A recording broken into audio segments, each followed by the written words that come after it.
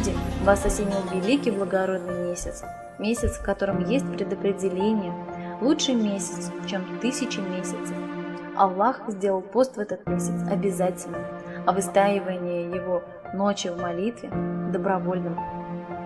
Тот, кто в этот месяц приблизится к Аллаху посредством какого-либо дополнительного благодеяния, подобен тому, кто совершит обязательное деяние в иное время. А тот, кто выполнит обязательное деяние, подобен тому, кто совершит 70 дел в иное время. Это месяц терпения, а награда за него – рай. Это месяц спокойствия и месяц, когда приумножается удел мусульманина. Тот, кто накормит в этот месяц постящегося, заслужит прощения своих грехов.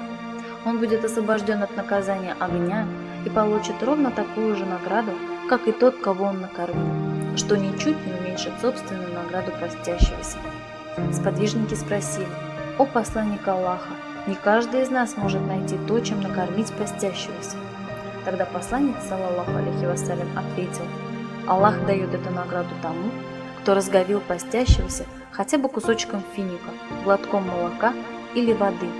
А тот, кто напоит постившегося, Аллах напоит из моего водоема, выпивший из которого не испытает жажды, пока не войдет в рай».